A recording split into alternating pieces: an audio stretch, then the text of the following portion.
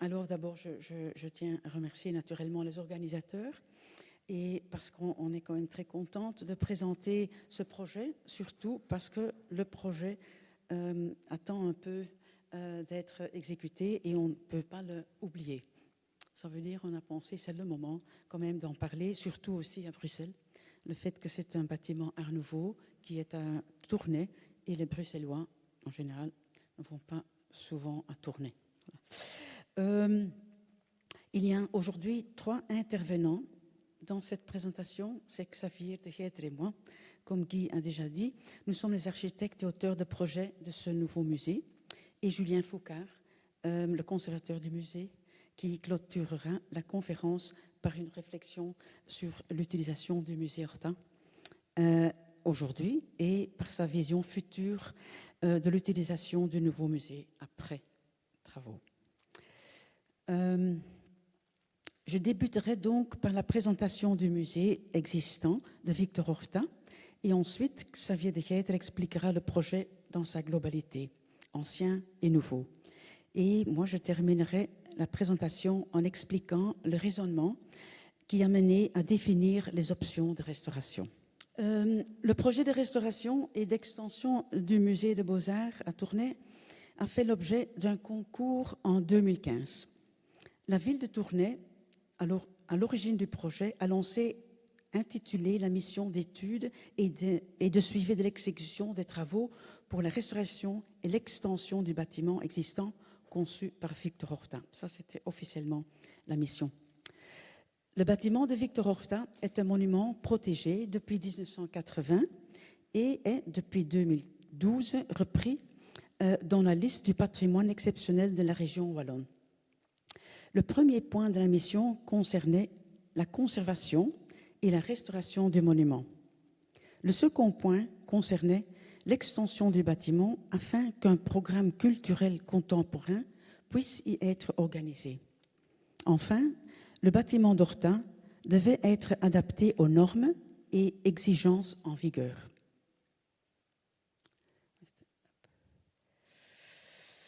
C'est l'équipe dirigée par le bureau d'architecture Xavier de Geiter qui a remporté ce concours international. Xavier de Geiter a pris en charge la coordination générale et la conception du nouveau bâtiment, tandis que le bureau de moi, Barbara van der Wee Architects, faisait partie de l'équipe chargée de la restauration du bâtiment historique, au même titre que Ney & Partners pour la stabilité, Ingenium pour les techniques spéciales, Daedalus Peus pour la physique du bâtiment et Kasken pour la scénographie.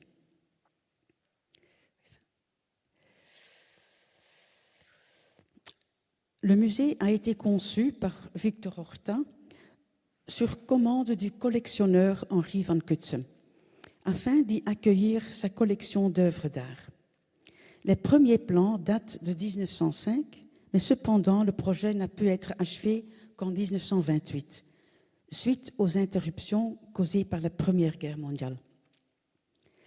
Dans le cadre du concours, la ville de Tournai et la Fédération Wallonne-Bruxelles avaient tout d'abord pour ambition non seulement de restaurer ce monument, vieux de 90 ans, mais aussi d'ajouter ce musée au rang des plus grands musées contemporains internationaux, tant du point de vue fonctionnel que du point de vue de son programme culturel. Le premier objectif était d'entendre la surface d'exposition disponible afin d'abriter l'ensemble de la collection de Van Cutsem, et cela dans les conditions muséales optimales. En effet, aujourd'hui, ni la surface disponible, ni les conditions climatiques intérieures ne sont satisfaisantes. Le deuxième objectif était d'équiper le musée des équipements indispensables, actuellement inexistants. Une cafétéria, un atelier pour des enfants, des sanitaires, une librairie, des espaces de travail et de consultation pour les chercheurs, des espaces de stockage conformes aux normes actuelles et des espaces dédiés aux expositions temporaires. Aujourd'hui, la possibilité d'abriter les œuvres venues d'autres musées est une fonction fondamentale et essentielle. Finalement, la ville de Tournai souhaitait que le projet ouvre le musée aux citoyens et que son accès soit facilité à tous. Ces exigences ont dicté l'intégration dans la programmation du concours de l'extension du bâtiment Horta sur la parcelle environnante. Le point de départ du concours était de comprendre et définir les lignes de force du projet Horta afin d'être en mesure de restaurer le monument en accord avec sa période d'apogée en 1928. Les options de restauration ont donc été sélectionnées sur la base d'une connaissance approfondie des qualités architecturales du bâtiment de Horta. Puis, un projet global de restauration et d'extension a été développé. Nous pourrions résumer les qualités architecturales de ce bâtiment comme suit. Pour commencer, je voudrais souligner la monumentalité de la façade avant, composée uniquement de pierre bleue et qui est le seul élément qui donne de la visibilité au musée, étant donné que les autres façades et donc le reste du musée ne sont pas visibles au public, car enfermés dans l'îlot d'habitation.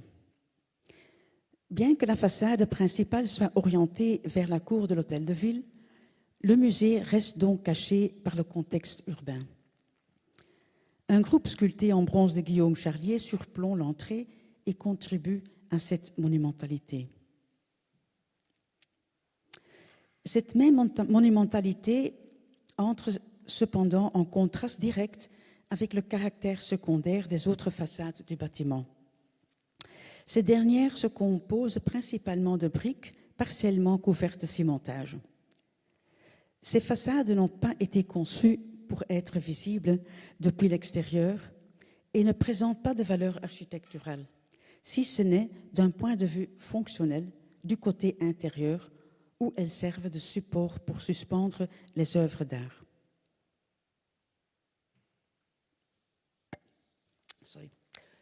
Ensuite, le plan du bâtiment de Horta est très intéressant et a été dessiné de manière symétrique.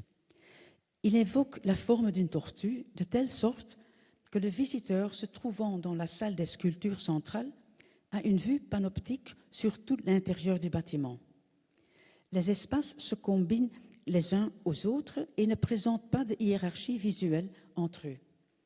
Les grandes salles d'exposition principales, de même hauteur, sont interconnectées et forment un ensemble visuel et spatial cohérent. Comme l'écrit l'architecte et urbaniste Gaston Brunfaut dans son article « L'importance du plan Victor Horta » en 1922, à propos du plan d'aménagement du musée des Beaux-Arts de Tournai, ce plan est conçu pour contribuer à l'apparence d'extension des locaux et la facilité de la surveillance. Ce plan est extensible, droite, gauche et fond, sans désaxement de son ensemble ni perte des harmonies existantes. Les bâtiments conçus par Victor Horta se distinguent finalement par l'omniprésence de la lumière du jour. Il s'agit d'un élément essentiel de son architecture. Ici, au Musée des Beaux-Arts, la lumière naturelle éclaire de manière zénithale et tout au long de la journée l'ensemble des salles d'exposition grâce aux toitures vitrées soutenues par une structure porteuse en acier. Dans les salles, cette abondance lumière naturelle qui pénètre par les verrières extérieures est tempérée par les grands lanterneaux du plafond composés de vitrages opalins. La construction du toit présente une volumétrie particulière et complexe, presque entièrement couverte de verre.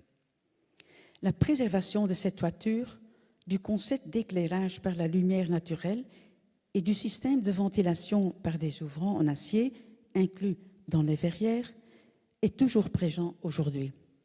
Et ça a été une décision primordiale dans la définition du concept de restauration et dans le projet d'ensemble.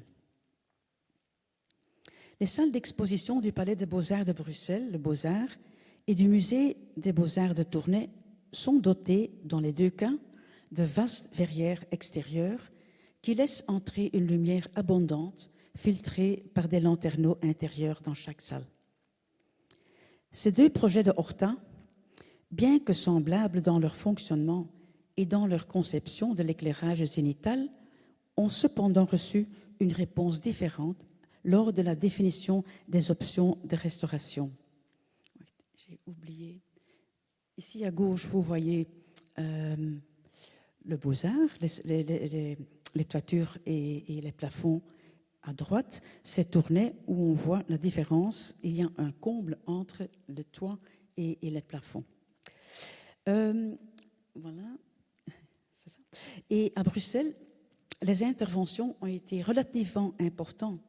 Dans le projet de restauration des toitures et des salles d'exposition sous-jacentes, nous avons en effet été obligés de répondre aux exigences liées à l'utilisation des espaces intérieurs.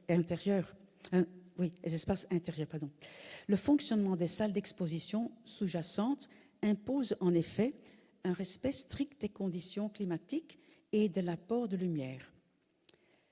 Les structures d'origine ont été conservées et restaurées et toutes les interventions spécifiques pour parvenir au climat demandé ont été apportées sur la toiture. Vitrage et profil isolant, système occultant et lamelles solaires mobiles. À Tournai, nous avons eu la possibilité de réaliser une extension, ce qui a permis de prévoir des interventions moins lourdes dans le bâtiment de Horta et adaptées au climat demandé par la future utilisation du musée. Nous avons pu conserver les qualités architecturales de ces toitures, tant du point de vue extérieur que depuis les espaces intérieurs, avec l'entrée de la lumière naturelle zénitale. Oui, pardon. OK. Je pensais qu'il y avait encore un slide. Voilà, comme transition entre cette introduction et l'explication de Xavier de Geiter, je voudrais me référer à la fiche publiée à l'initiative de la cellule architecture de la Fédération Wallonne Bruxelles, qui résume notre projet sous le titre « La nécessité du contemporain pour conserver le patrimoine ». Ce titre correspond parfaitement à celui-ci. Ce projet a en effet été conçu comme un ensemble, tout en contribuant à la conservation des qualités patrimoniales. Le musée historique deviendra indissociable de son extension. Sur base du nouveau programme demandé de cette connaissance du bâtiment de Horta et des qualités et de ses qualités, l'équipe a développé le projet que Xavier de Geiter va expliquer. Je laisse la parole à Xavier. OK. Je vais reprendre quelques éléments que Barbara a déjà touchés parce qu'il faut d'abord bien connaître la situation existante avant qu'on puisse intervenir.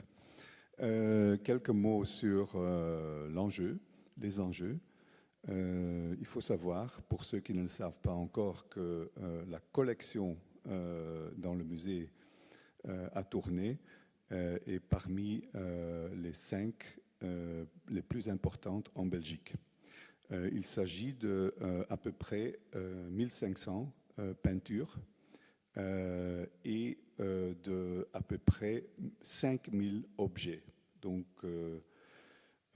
dessins, vaisselle, sculptures, etc. La plupart de la collection est du 19e siècle, puisque Van Cutsem, c'était un collectionneur d'art de son temps. Mais il y a quand même beaucoup d'œuvres aussi qui datent d'avant cette période. Donc c'est une collection très importante. Et dans le bâtiment existant, on est capable de montrer à peu près 3, maximum 5% de cette collection. Donc d'où cette demande de au moins doubler la surface existante. Après, l'ambition est aussi de la part de la ville, de la part du musée, d'augmenter non seulement en quantité, mais aussi en qualité, c'est-à-dire les visiteurs, c'est-à-dire en allant de à peu près 16 000 visiteurs par an vers une cinquantaine, 50 000.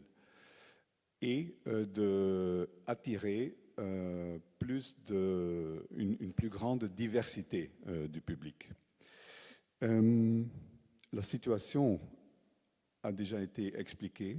Je pense que dans cette image, on peut voir toutes les qualités qui sont essentielles pour le bâtiment. Et Barbara en a déjà parlé. L'une, c'est cette abondance de lumière zénitale.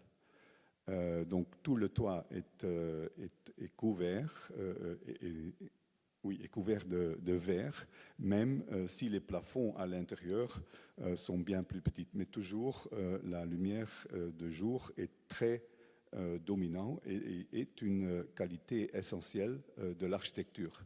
Sans cette lumière, les espaces intérieurs deviennent ternes et tout simplement, les autres qualités, je vais en parler d'abord, c'est que, en fait, Victor Horta n'était pas trop intéressé à l'îlot dans lequel il se trouve.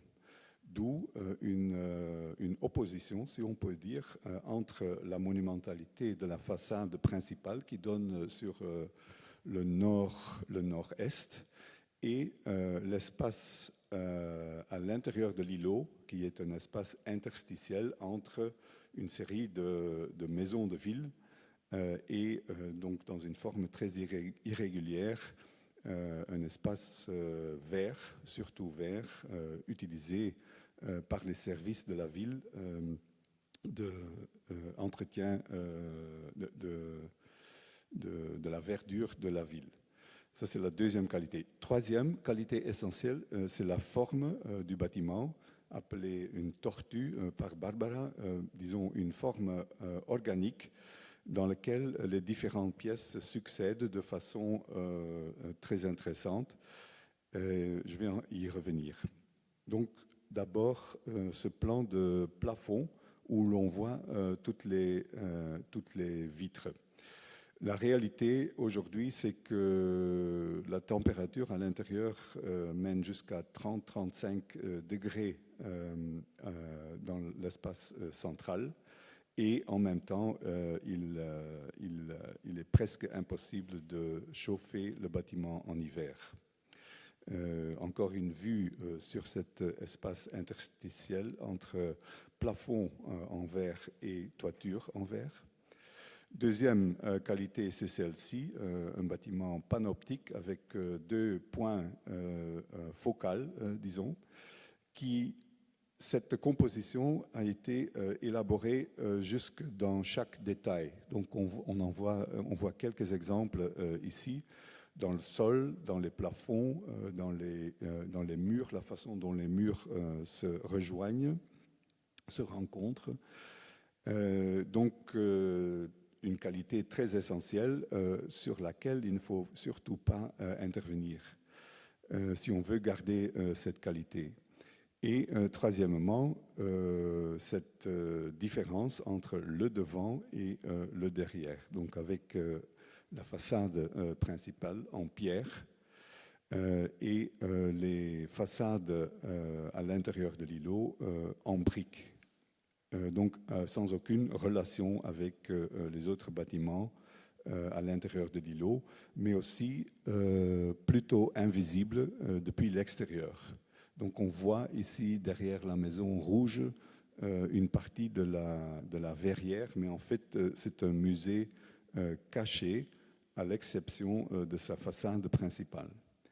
Et donc tout ça mène à cette qualité très spécifique ici. C'est une photo qui a été prise au début de l'ouverture, donc où l'on voit que dans la salle centrale, il y a surtout des sculptures et les peintures sont dans les espaces adjacents qui sont en général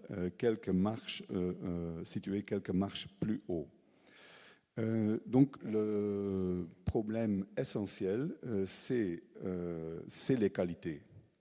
Pour réutiliser le bâtiment tel qu'il est et pour répondre aux normes ICOM qui donc définissent les différentes catégories de qualité de musées contemporains, il faudrait diminuer la lumière zénitale de 90%. D'autre part, pour atteindre les qualités de stabilité en température et humidité, il faudrait absolument isoler le bâtiment. C'est les deux lignes qu'on voit ici. Non seulement faudrait-il isoler la toiture, ce qui n'est pas impossible, mais il faudrait aussi isoler l'enveloppe, y compris le rapport au sol, simplement. Et donc, pour nous, la réponse est double. On voit ici, de façon très schématique, on voit la situation existante à gauche, c'est-à-dire un bâtiment autonome à l'intérieur d'un îlot avec un espace interstitiel qui est privé et peu utilisé. Et à droite, l'occupation de cet espace interstitiel par une nouvelle nappe d'exposition, d'espace d'exposition, qui entoure le bâtiment existant et en même temps le vidange, si on peut dire, en termes de programmation du centre du bâtiment existant. C'est-à-dire, on a proposé dans le concours de ne plus utiliser le hall central comme espace d'exposition, mais plutôt de le utiliser, donc de ne pas trop l'adapter aux normes d'aujourd'hui, mais de leur donner une nouvelle fonction, c'est-à-dire essentiellement un espace public avec en annexe, espace public couvert, avec en annexe toutes les fonctions qu'il faut aujourd'hui pour un musée, avec une image de concours qui est celui-ci. Donc, dans notre esprit, toutes sortes d'activités pourraient se dérouler à l'intérieur de cette hall centrale et autour, on installe toutes les fonctions qui sont nécessaires pour faire fonctionner un musée. Je vais y revenir après. Les bras ou les pattes de la tortue, elles seraient toujours utilisées comme musée, mais seulement pour des objets ou des peintures qui ont moins besoin d'un climat optimal. C'est-à-dire les sculptures, on voit ici aussi dans des très grandes peintures qui sont installées là aujourd'hui, qu'on appelle les galets, qui n'ont pas besoin de cette catégorie A de ICOM. Et donc, tout ce qui est très protégé est installé dans cette nouvelle nappe qui entoure l'entièreté du musée, où l'on peut créer toutes les qualités climatiques qui sont requises aujourd'hui. Avec ça comme image de maquette, donc très clairement, on propose une grille de murs, des murs qui sont indépendants, qu'on peut lire de deux façons différentes, ou bien c'est une série de chambres ouvertes sur les angles. On peut aussi dire un champ avec des cloisons dedans. À l'intérieur de ce nouveau paysage, il y a des espaces plus grands et plus petits. Il y a des espaces aussi je ne sais pas si on voit la flèche. Je n'ai pas l'impression. Non. Mais avec, de toute façon, en couleur verte, quelques espaces extérieurs, petits espaces extérieurs, le triangle en haut, le carré à gauche, les deux rectangles de part et d'autre de la tête de la tortue, donc des espaces extérieurs en jardin. Et donc, cet espace central public, ou semi-public. Évidemment, ça ne peut jamais être 100% public. Il y aura le soir, ça fermera. Et pour compléter la proposition, on propose aussi une émergence qui se trouve au milieu de l'îlot, en plein dans la nappe que l'on voit derrière le bâtiment principal. Ça, c'est une image du concours. L'aspect architectural a été repris et changé après, mais donc essentiellement une émergence qui reste très modeste dans le paysage de la ville. On le voit ici, comme la flèche ne fonctionne pas. Donc là-haut, on voit la façade principale dirigée vers le centre-ville. Une émergence qui est de 3 niveaux au-dessus du rez. Et cet espace public dont je parlais rentre dans une proposition d'aménagement d'espace public dans la ville ou dans le quartier qui l'entoure, qui déjà essentiellement existe aujourd'hui. Donc il existe une place devant l'hôtel de ville, il existe des jardins et des parcs que l'on propose de mieux connecter par cet anneau, et donc dont l'espace central, le hall du musée, ferait partie dans le futur. Juste une image pour montrer ce rapport ou ce début de rapport. Ça, c'est depuis la place de l'hôtel de ville vers l'entrée principale du musée, qui reste d'ailleurs, qui reste l'entrée principale à l'ensemble. Donc, alors comment est-ce que ça fonctionne ? Quelques schémas, celui-ci qui montre la façon dont le musée fonctionne. On voit plusieurs niveaux en même temps, donc on voit la grande nappe avec la tortue au milieu. En bleu léger, c'est le hall public. Autour, il y a bookshop, cafétéria, billetterie, etc. Puis en bleu un peu plus foncé, c'est tout ce qui est exposition permanente, donc tout autour, y compris dans les pattes. Puis il y a aussi l'émergence sert aux expositions temporaires, donc c'est les niveaux supérieurs représentés ici. Une partie temporaire pourrait, oui, ça c'est une discussion qui va en avant et qui est discutée.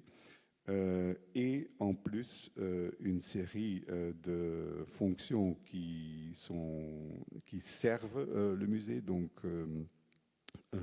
personnel, bureau, salle de réunion, etc.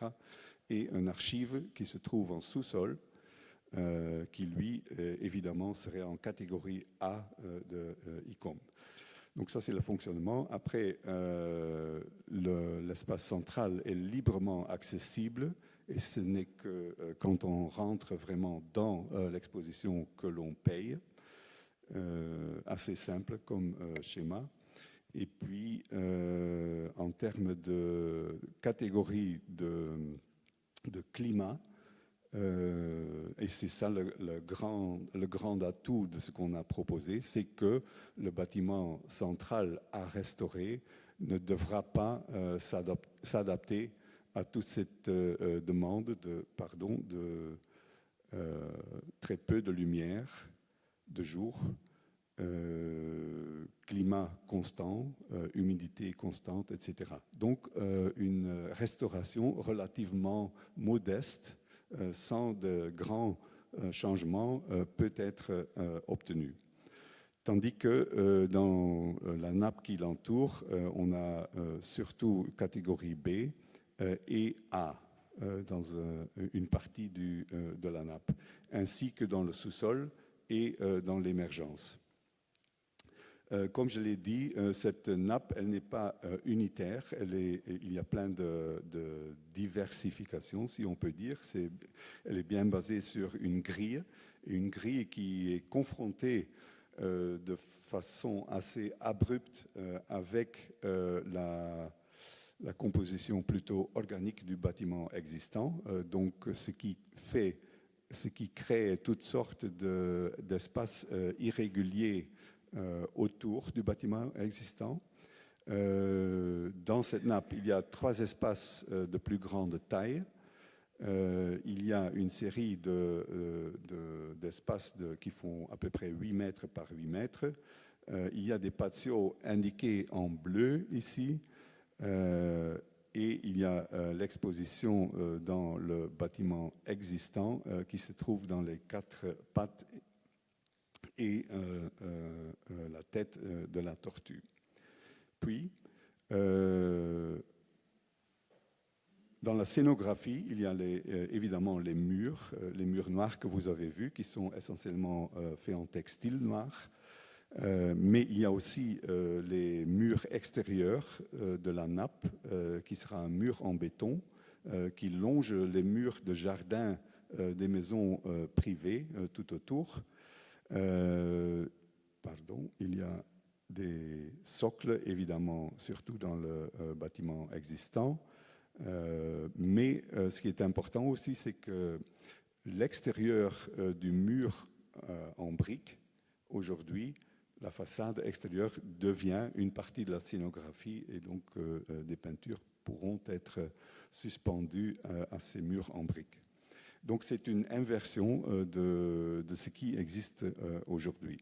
Et donc cette grille permet toutes sortes de circuits dont l'essentiel serait qu'il y a un va-et-vient entre espaces existantes aujourd'hui et la nouvelle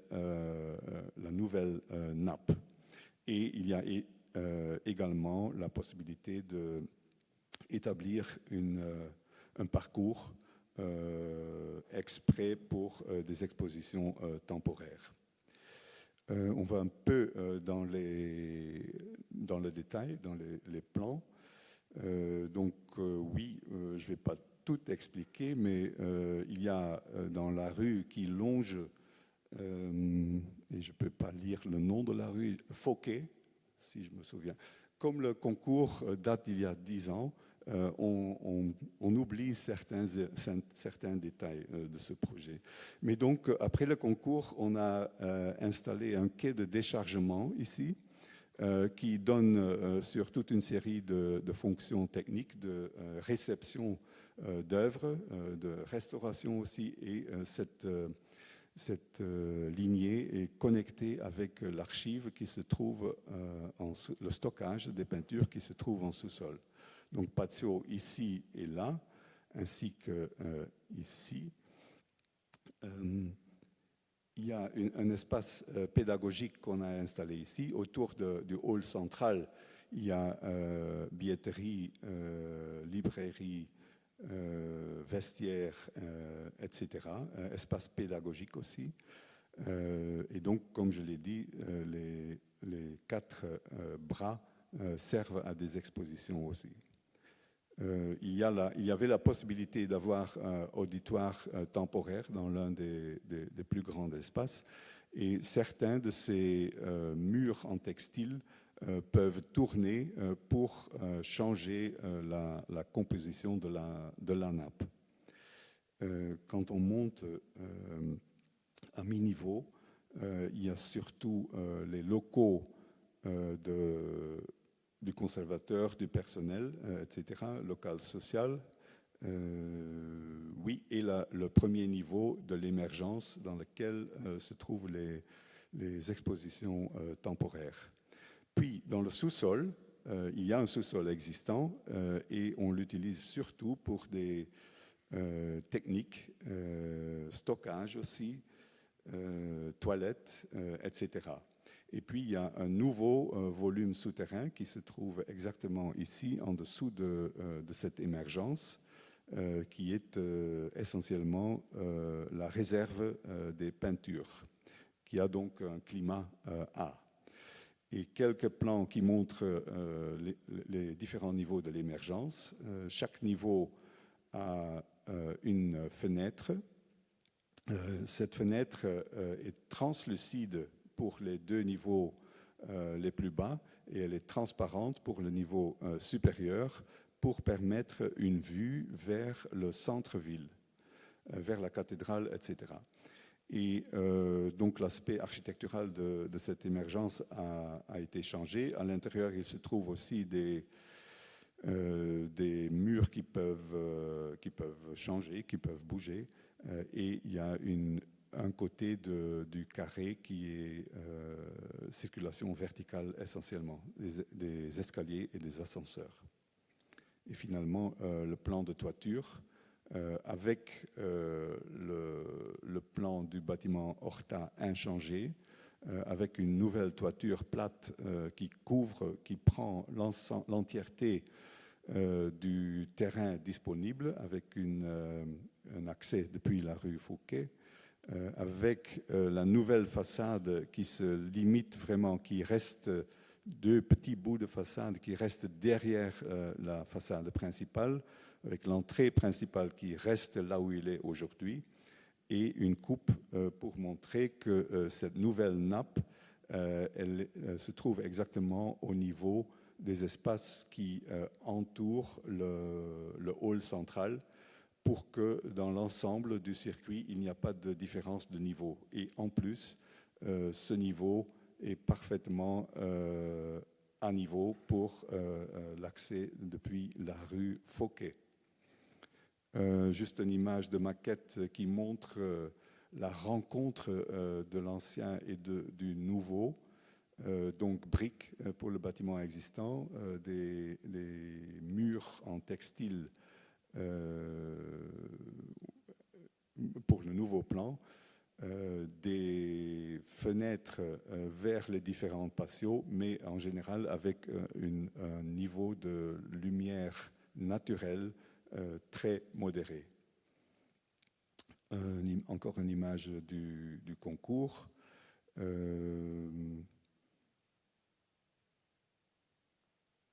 Et je parlerai maintenant de quelques adaptations qui ont été faites dans l'élaboration du projet, le plus important étant l'aspect architectural de cette émergence. Donc il y avait un aspect, disons, plutôt immeuble de bureau à l'origine, mais comme c'est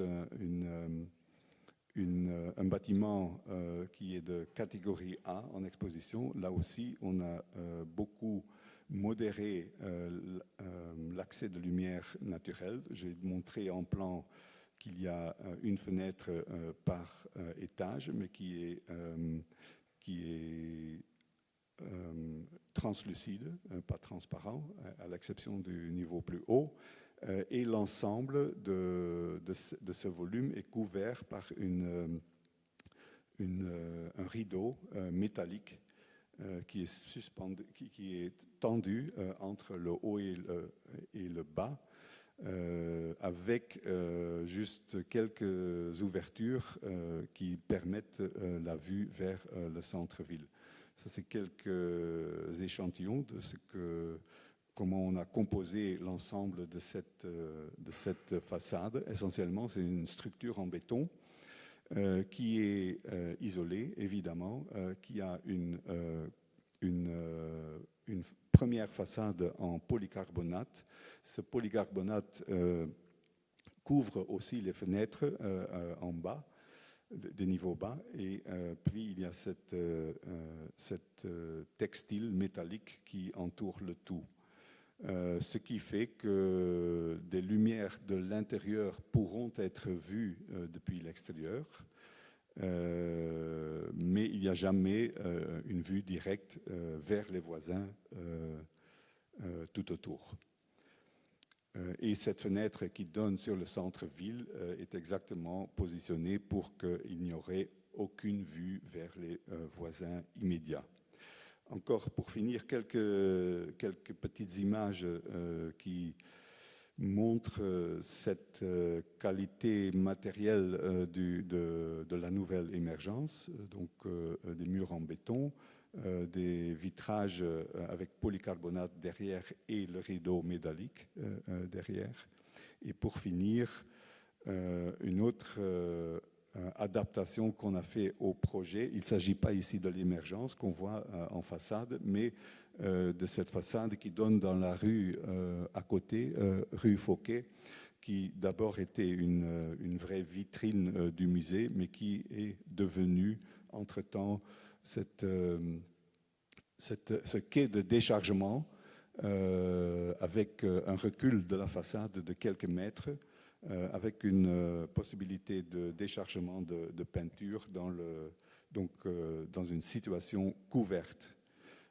Et on voit aussi le début de cette grille de murs noirs qui apparaît ici dans la façade. Voilà, je crois que ça c'est l'essentiel du projet. Et je finis par ces deux images de l'intérieur qui montrent l'ensemble de la matérialité et aussi des espaces pas très visibles ici, mais on voit en fait le patio qui se trouve au milieu de la nappe qui se trouve exactement ici. Donc avec des perspectives ouvertes en diagonale à travers l'espace d'expo. Et on voit aussi un bout de mur en briques du bâtiment existant. Merci. Maintenant, je souhaiterais vous expliquer le raisonnement qui a mené à déterminer les options de restauration avec l'objectif constant de préserver tant le concept architectural original que la matérialité du bâtiment de Victor Horta.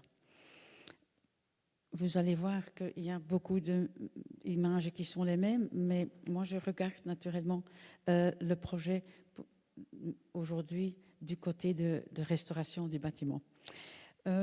Aujourd'hui, outre la préservation du monument, nous essayons également de répondre à la question de la gestion rationnelle de l'énergie en accordant une attention particulière à l'isolation de l'enveloppe extérieure, plus précisément les façades et les toitures.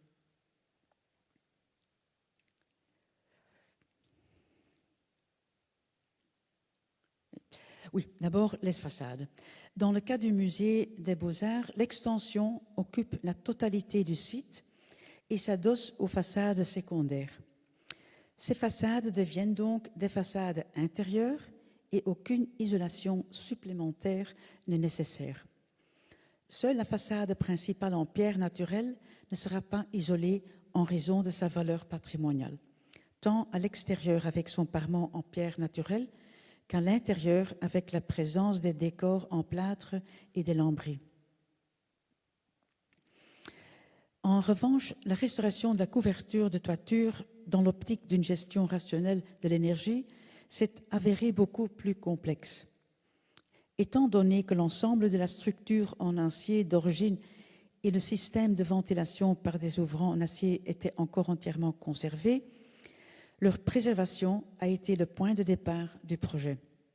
De plus, en raison de la volumétrie complexe, une intervention au-dessus de la toiture existante, comme cela a été fait au Palais des Beaux-Arts à Bruxelles, n'est pas envisageable. Tout d'abord, les toitures existantes sont restaurées sur la base du concept d'origine. La structure en acier est maintenue et les vitrages récents sont remplacés par du simple vitrage martelé, monté sur des profils en T en acier. Alors, aucune amélioration de l'isolation ni de système de régulation de la lumière n'a été prévue. Lors de la restauration, les châssis ouvrants existants seront rénovés et des ouvertures supplémentaires seront ajoutées pour optimiser la ventilation naturelle des combles. De plus, un ensemble de textiles blancs sera placé dans les combles, sous le vitrage. Cela permettra, d'une part, d'améliorer la ventilation et d'autre part, de réguler le réchauffement produit par les rayons de soleil en été.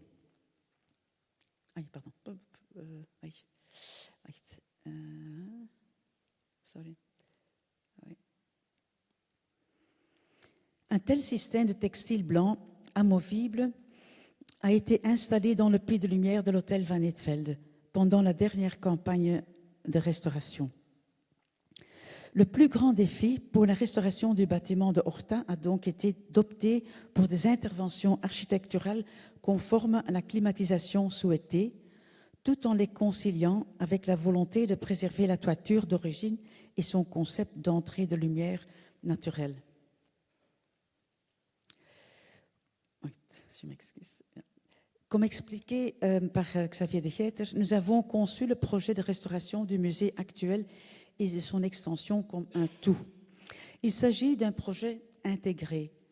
Ce point de départ a été important car il a donné la possibilité de répartir le nouveau programme et les nouvelles exigences du futur musée entre le bâtiment existant et l'extension.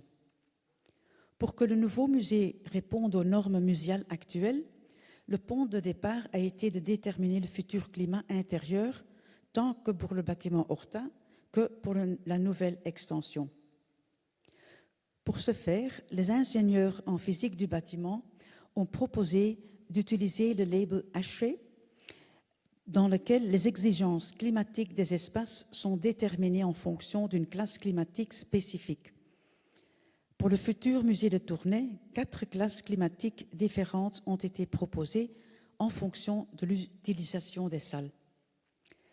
Cette répartition des fonctions du futur musée est étroitement liée au choix de climatisation des différentes salles. Ce niveau de climatisation a donc eu un impact majeur sur le type d'intervention à réaliser. C'est ainsi que l'équipe de projet, sur base des valeurs patrimoniales, de la programmation et des études de stabilité et de physique du bâtiment, a défini de manière concertée toutes les décisions ayant un impact fondamental sur l'ampleur des interventions à réaliser sur les toitures et les plafonds intérieurs. Suite à la décision de restaurer la toiture dans sa matérialité d'origine, toutes les interventions d'isolation ont en effet dû être faites sur les plafonds et sur les lanterneaux des salles. Nous sommes donc parvenus à définir une série d'options à réaliser sur les plafonds des salles des expositions du bâtiment d'Horta. Tout d'abord, nous avons choisi de maintenir l'accès original prévu par Horta à travers les grandes portes d'entrée et le grand vestibule. Chaque entrée sera équipée de nouvelles portes doubles qui, avec les portes d'origine conservées, joueront le rôle de sas d'entrée. La salle de sculpture d'origine au centre et ses espaces adjacents deviennent en quelque sorte, comme c'était déjà expliqué, une extension de l'espace public urbain, un espace public intérieur, accessible gratuitement à tous avant d'entrer dans le circuit d'exposition. C'est là que sera organisé l'accueil des visiteurs avec une billetterie, une boutique de musée et qu'il sera possible d'installer une petite cafétéria. Ces espaces d'accueil centraux ne nécessitent pas un climat contrôlé. Ils reçoivent le label ASHRAE D. Aucune climatisation ni isolation thermique n'est prévue. Par conséquent, les lanterneaux respectifs peuvent être restaurés dans leur matérialité d'origine sans isolation supplémentaire. Le vitrage existant est remplacé par du simple vitrage opalin feuilleté et les structures en acier sont renforcées uniquement localement pour répondre aux normes de sécurité. Le circuit du musée commence alors dans les 4 salles monumentales, dans les 4 pattes de la tortue du bâtiment Horta, et se poursuit dans le nouveau bâtiment par des passages à travers les façades extérieures en briques. En d'autres termes, ces salles constituent une zone de transition ou un lien intermédiaire de l'ancien vers le nouveau. Elles sont dotées d'un climat ASHRAE C et équipées d'un système de climatisation léger permettant l'installation de sculptures et d'expositions ne nécessitant pas un climat trop contraignant. Elles seront isolées thermiquement au plafond par l'ajout isolant des planchers, des combles et de vitrages opalins feuilletés et isolants dans les lanterneaux intérieurs. Afin de préserver la finesse des profils d'acier d'origine, des lanterneaux et de répondre aux normes de sécurité, une étroite collaboration a été établie avec le bureau d'études Ney et Partners, qui avait déjà conçu un système subtil de renfort similaire aux Beaux-Arts. Comme a l'expliqué Xavier de Geiter, les nouvelles salles seront équipées d'une climatisation pointue, répondant aux standards muséaux et aux normes actuelles. Ici, il s'agit également de travailler par zone pour assurer la transition d'une zone de climatisation moyenne, HRB, à une zone correspondant aux normes les plus exigeantes, HRA, qui abritera les pièces les plus importantes de la collection du musée et les œuvres prêtées à titre temporaire par d'autres musées internationaux. Brièvement, je voudrais finalement donner quelques informations sur la restauration de l'intérieur, dont la spatialité a été entièrement conservée dans son état d'origine. La principale intervention, suivie de près de la WAP, l'Agence wallonne du patrimoine, a été la création des nouveaux passages entre les salles d'exposition d'origine, les quatre pattes, la tortue et la nouvelle extension. La maquette détaillée montre les deux côtés des nouvelles ouvertures dans lesquelles de grandes portes coulissantes en verre séparant deux zones climatiques distinctes. Les proportions des ouvertures se réfèrent aux couvertures existantes des salles respectives. Leurs détails à l'intérieur se réfèrent aux détails des baies existants en plâtre et la structure de la plinthe en bois, mais du côté de l'extension, où les murs extérieurs sont conservés en maçonnerie en briques, un cadre en acier délimitera simplement l'ouverture. Et en ce qui concerne la composition des couleurs intérieures, une équipe d'experts dirigée par Anne-Sophie Augustiniak a récemment mené une étude spécifique approfondie. Une analyse comparative des documents d'archives, des plans, des photos, des documents du dossier d'exécution d'Horta, etc., ainsi qu'une étude stratigraphique in situ ont donné des résultats surprenants. Voici quelques reconstitutions hypothétiques de la composition des couleurs de la salle de sculpture et des salles adjacentes. Cette étude est une première étape importante pour la vision de la future restauration de l'intérieur du bâtiment Horta. Avant de donner la parole à Julien Foucard, je souhaiterais terminer par cette conclusion. Le projet de restauration du musée des Beaux-Arts de Tournai met en évidence le fait que, pour adapter un monument d'une telle importance aux différentes normes actuelles et à un programme culturel contemporain, tout en préservant l'intégrité et l'authenticité du monument, la construction d'une extension a été nécessaire. Ce n'est qu'en réalisant une extension conforme aux normes en vigueur et en subdivisant l'ensemble et différentes zones climatiques que ce monument de Horta pourrait retrouver sa superbe. Grâce à l'approche intégrée, englobant le travail de toute l'équipe interdisciplinaire, les valeurs patrimoine et artistiques du monument seront conservées au cœur du nouveau musée, au programme culturel actualisé. Maintenant, c'est à toi. J'ai apporté aussi quelques images du musée tel qu'il est actuellement. Je ne vais pas parler en détail, je ne vais pas revenir en détail sur chaque image, simplement pour vous montrer un petit peu ce qu'on essaye de mettre en place dans cette situation intermédiaire dans laquelle nous nous trouvons actuellement, c'est-à-dire d'un musée qui se professionnalise progressivement, une équipe qui s'agrandit. Voilà, on n'a jamais été aussi nombreux à travailler au musée des Beaux-Arts de Tournai. Vous avez à peu près toute l'équipe scientifique ici présente, en la personne de Gwendoline Morand-Debrenne, qui est responsable de la gestion des collections, Magali Van Gietbergen, conservatrice adjointe. Voilà, nous sommes 3 à travailler à cette collection, à ce patrimoine exceptionnel dont nous avons la charge. Voilà, je rappelle aussi, ça a été dit bien entendu, mais en tant qu'usager quotidien de ce musée, simplement vous signaler que pour nous, c'est une étape obligatoire, cette modernisation, ce projet d'extension pour la gestion des collections. Le bâtiment d'Horta, magnifique, la première œuvre d'art que tout public peut voir quand il vient au musée. C'est quand même un atout formidable d'avoir ce seul bâtiment réalisé, ce seul musée jamais réalisé par Horta à Tournai. D'ailleurs, je crois que ce projet d'extension de rénovation va va rappeler au grand public et va contribuer à la reconnaissance aussi de ce patrimoine qu'il est grand temps, comme je disais, de restaurer, car les conditions actuelles de conservation, de sécurité, on l'a déjà dit, posent aujourd'hui d'énormes problèmes. Donc une étape essentielle pour la préservation de notre patrimoine et la valorisation de ce patrimoine auprès d'un plus large public. On mesure aussi le potentiel de ce projet très souvent lorsque des gens viennent nous voir et qui, pour la plupart, ne soupçonnent pas que pareil que nous conservons au musée, pareil chef-d'œuvre, nous avons, voilà, si vous ne le savez pas, nous possédons les 2 seules œuvres du grand peintre Édouard Manet conservées en Belgique. Vous voyez ici une image qui peut-être quelques jours avant celle que vous avez vue tout à l'heure. On est en mai 1928, le musée sera ouvert en juin. On voit que c'est le chantier avant l'ouverture.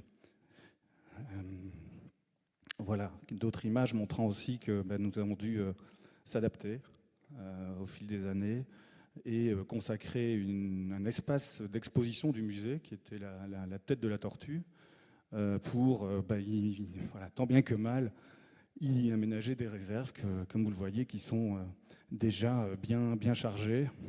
Donc effectivement, nous avons besoin de plus d'espace pour le stockage, pour l'exposition aussi, pour les expositions aussi.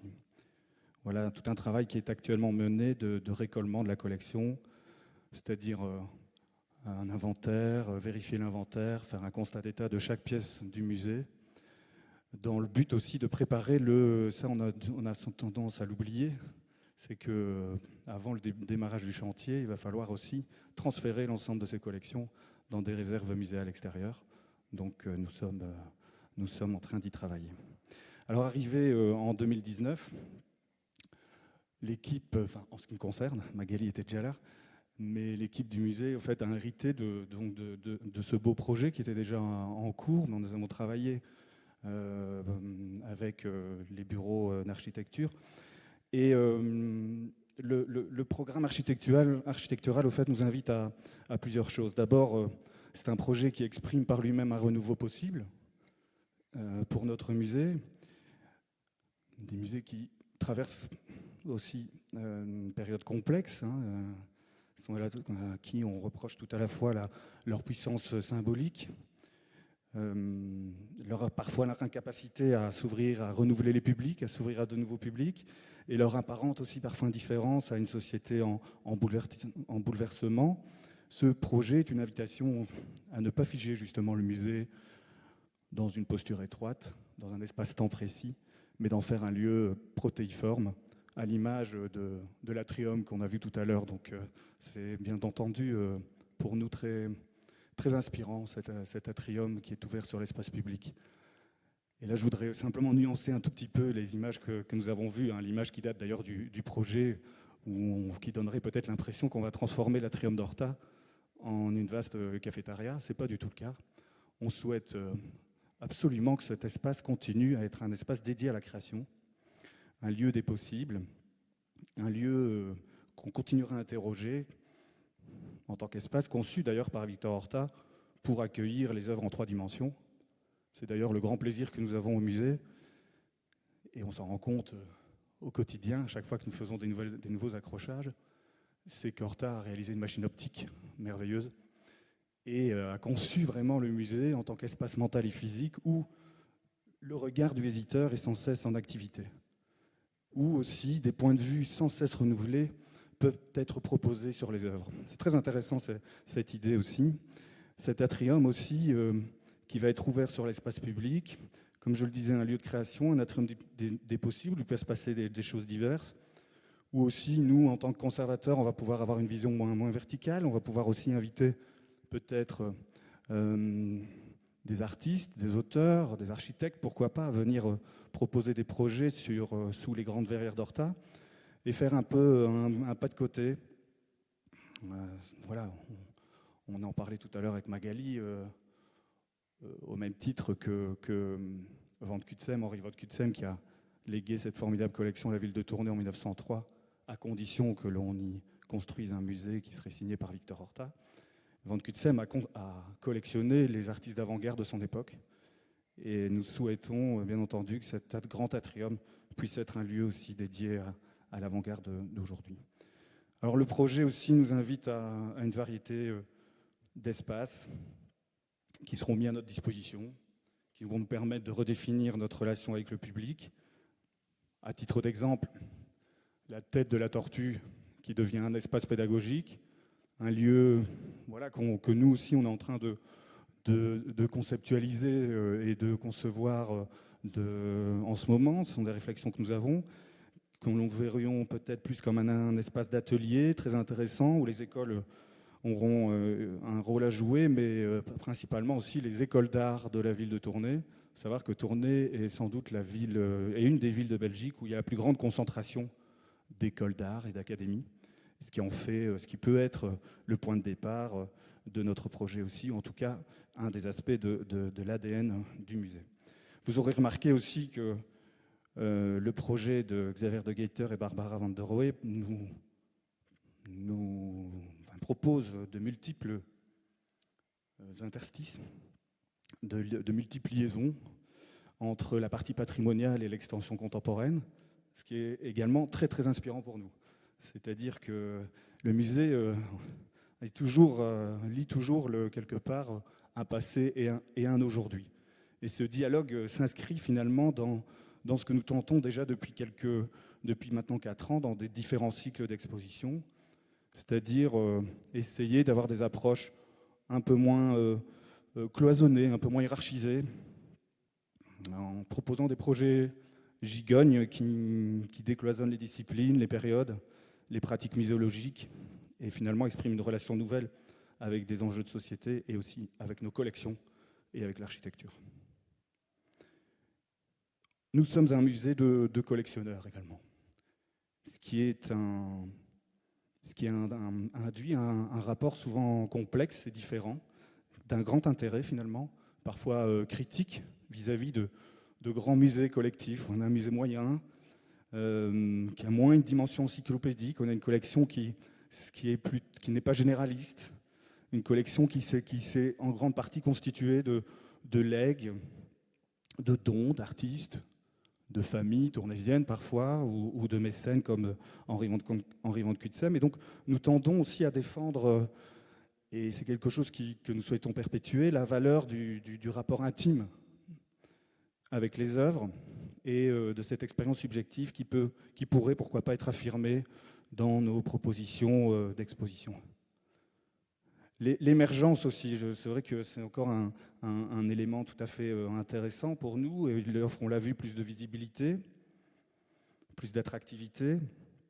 Il ajoute une strate contemporaine aussi dans cette zone de la ville de Tournai qui est située. Nous sommes situés dans un quartier qui est un musée d'architecture, au fait, à ciel ouvert, avec dans la rue Saint-Martin des bâtiments 17e datant de l'époque Louis XIV.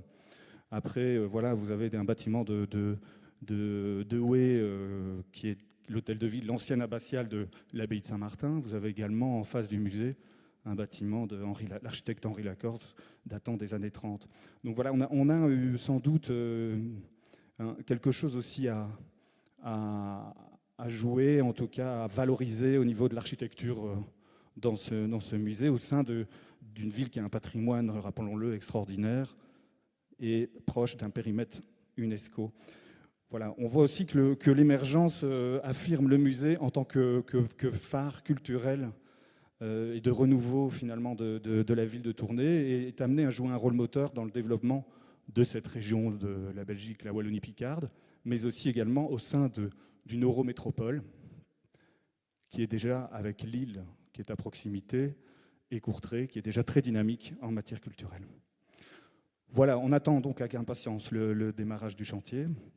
Heureusement, on a un peu plus de temps pour se préparer, puisque c'est un énorme travail au niveau des collections. Et donc voilà, comme je le disais, une étape essentielle pour renforcer nos missions, à essayer d'atteindre ce que tout musée digne de ce nom doit pouvoir réaliser, c'est-à-dire un équilibre des fonctions muséales, la conservation, la recherche, la diffusion, la médiation, et surtout les dépasser dans un projet où on l'a déjà signifié, où le passé et le présent cohabitent, où le patrimoine aussi entre en dialogue avec des enjeux de société, dans un lieu de passation de mémoire, bien entendu, un lieu qui produit aussi de l'émotion esthétique, où on entre en conversation avec les œuvres, et un lieu où l'on pourrait, pourquoi pas, raconter d'autres histoires que l'histoire de l'art. Merci beaucoup pour votre écoute, et bien entendu, comme Barbara l'a signifié, c'est pour nous très important, nous petits Tournaisiens, de venir vous parler de notre beau projet. Merci.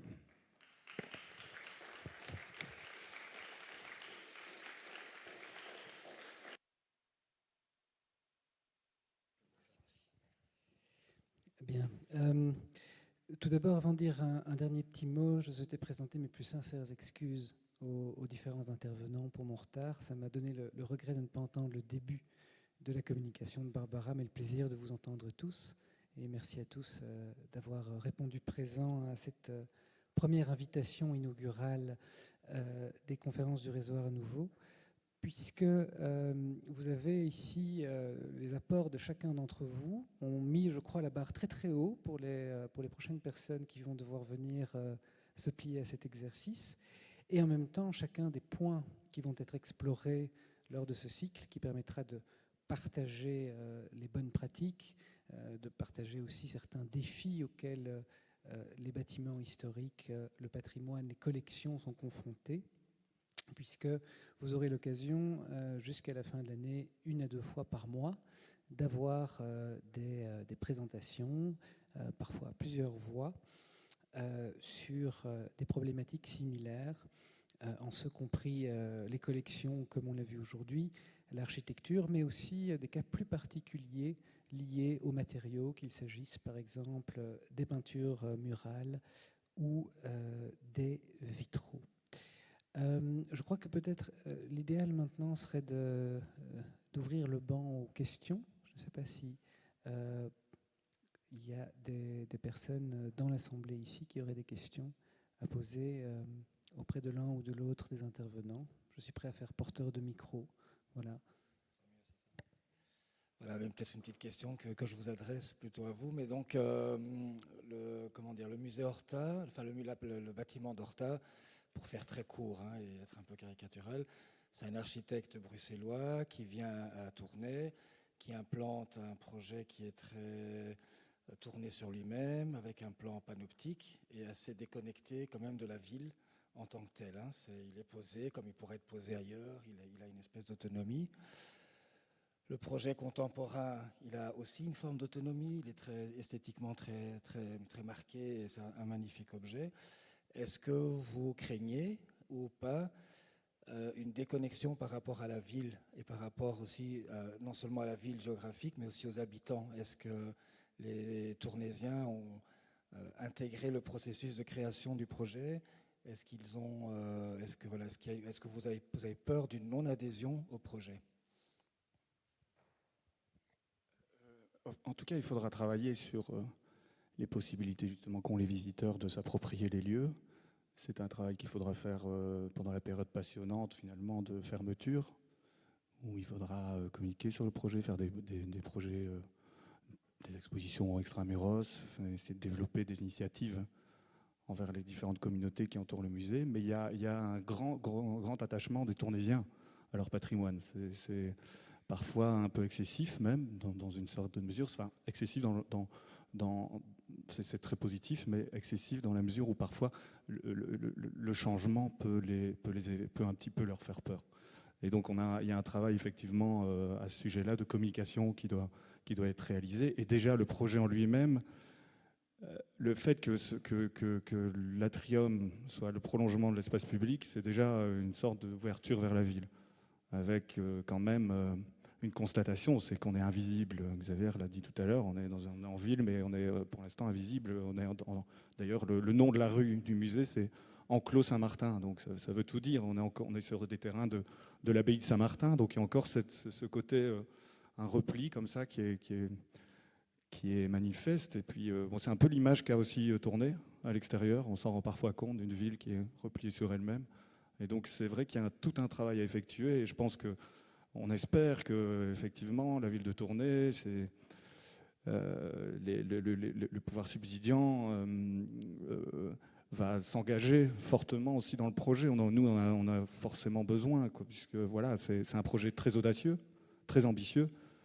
Et voilà, c'est pourquoi enfin, tourner à beaucoup de nouveaux projets, d'ailleurs architecturaux. Mais bon, celui-là peut quand même être avec Manet, Monet, Seurat, Horta. On a quand même des atouts que d'autres musées belges ne peuvent pas valoir. Donc voilà, je ne sais pas si j'ai répondu à la question, mais voilà. En fait, la population, oui, effectivement, il y a un travail à faire. On essaye aussi de diversifier les activités. L'enjeu, c'est ça aussi, c'est que c'est un musée qui a été avec une trop petite équipe. Il n'y a pas eu il y avait une exposition permanente, très peu d'expositions temporaires, pas de service éducatif. Voilà, quand tout ça se mettra en place, on pourra diversifier aussi l'offre culturelle.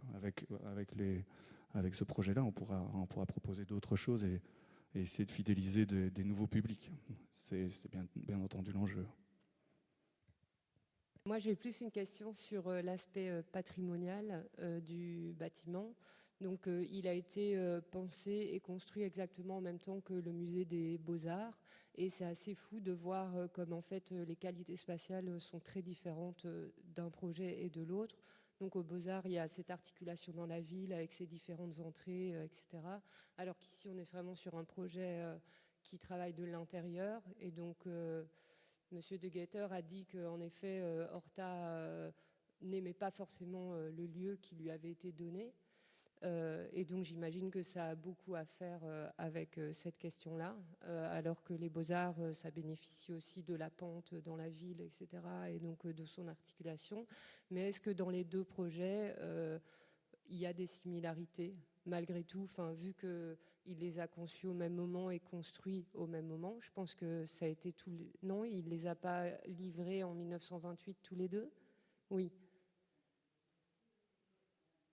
L'ouverture était en 1928, mais ce projet a été conçu en 1905 déjà, avant la guerre.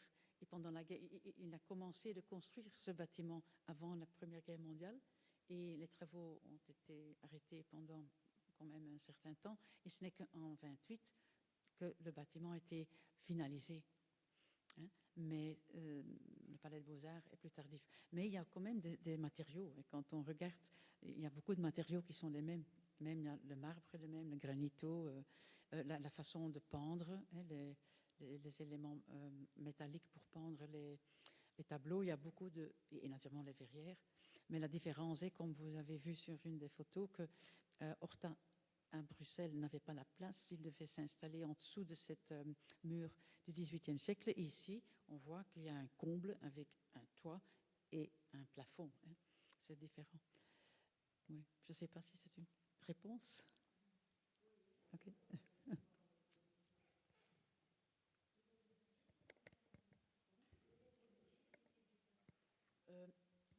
Oui, je ne sais pas très bien, mais de toute façon, Horta parle dans ses mémoires qu'il n'y avait pas suffisamment de budget pour finaliser l'intérieur de ce musée. Hein. Oui. Ça, c'est ce qu'il a écrit dans ses mémoires, mais c'est vrai. Je pense qu'il a pensé du marbre et pas du granito, parce que le granito est en général pas dans les salles d'exposition. Aux Beaux-Arts, c'est du parquet ou du marbre. Hein. Et alors, il a aussi parlé des colonnes en marbre. Il n'a pas eu la possibilité. Le budget était restreint ici, je pense, oui.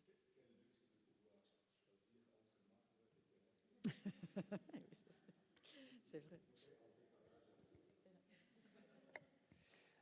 Peut-être pour ajouter un élément d'explication, mais je parle sous le contrôle de Barbara et Bruno, il y a aussi le fait qu'il y avait à ce moment-là la grande crainte du vol, d'où le fait que le plan panoptique ait été fait pour permettre de surveiller l'ensemble des fameuses pattes de la tortue d'un seul point. Et justement, ce côté panoptique très, très refermé sur lui-même rappelle d'autres plans de son architecture pour des maisons qui fonctionnent aussi quand même finalement avec cette circulation arrondie, ce jeu de l'octogone, etc. Et puis, il ne faut pas oublier qu'effectivement, un des grands atouts du Palais des Beaux-Arts, c'est le nombre d'ouvertures, mais c'est parce qu'Horta, on voulait beaucoup qu'on ait appelé ça palais, il voulait qu'on appelle ça maison d'art. C'est-à-dire que pour lui, ce n'était pas un lieu avec une façade monumentale comme un palais, mais un lieu où il y avait différents accès pour différentes fonctions. Tandis qu'ici, on est bien dans un programme finalement assez 19e, hein, malgré tout, de musée des beaux-arts. Et à mon avis, ce sont des éléments qui jouent aussi sur cette différence entre un plan ouvert et un plan très fermé. Je ne sais pas si... Ce qui est intéressant aussi, c'est qu'il rompt l'idée du musée. Il y a une façade très austère, très majestueuse, hein, c'est le musée Temple, néanmoins. Mais avec la lumière qui est à l'intérieur, comme je pense que je le disais tout à l'heure, mais il rompt aussi avec le musée, avec les salles en enfilade qui n'en finissent pas. C'est-à-dire qu'on a un plan d'une articulation dynamique. Et pour nous, en tant qu'usagers, c'est très agréable. On peut, comme je disais, jouer un peu sur cette articulation. On peut créer des liens entre les œuvres comme ça, parfois avec de la distance aussi. Et voilà, quand même, c'est assez audacieux. Certains diraient que c'est peut-être un des premiers musées modernes aussi, hein, dans la manière dont il revoit un peu les plans. Voilà, peut-être que on contredirait aussi, mais je pense, pour nous, c'est très agréable, cette articulation dynamique. Ouais. Et ce plan panoptique qu'il a créé, dit-on, il le dit, suite au vol de la Joconde en 1911. Il revoit ses plans forcément, puisqu'il était prévu qu'un seul gardien se trouve au milieu pour le musée. Donc voilà, il fallait qu'il puisse avoir une vue la plus importante sur un maximum de salles. Pour rebondir pour répondre aussi à la question que vous posiez, je pense que la grande différence, c'est effectivement le fait que ça c'est un projet plus 19e, mais qui a encore un caractère autoritaire politiquement. C'est centralisé, c'est un plan panoptique basé sur la surveillance, l'autosurveillance. Donc il y a quand même un modèle politique sous-jacent qui est autoritaire. Tandis que le Palais des Beaux-Arts, c'est l'éclatement, c'est se fondre dans la ville, c'est plein d'entrées. C'est un projet qui devient, entre guillemets, un peu démocratique, dans le sens où tout d'un coup, plein de choses sont possibles. Il n'y a pas d'ordre, en fait. Et là, on sent que l'architecte évolue dans sa conception de la société, je crois aussi. C'est un autre programme. Oui, mais voilà, c'est vrai, il y a ça aussi, bien sûr. Oui, c'est vrai que la différence, quand même, est que le Palais des Beaux-Arts, ce sont des salles d'exposition. Il n'y a pas une collection, ce n'est pas un musée. Et ici, c'est un musée, c'est aussi différent. Hein. Bien. Plus aucune question ? Bon, ben on va pouvoir lever la session ici. Merci à tous.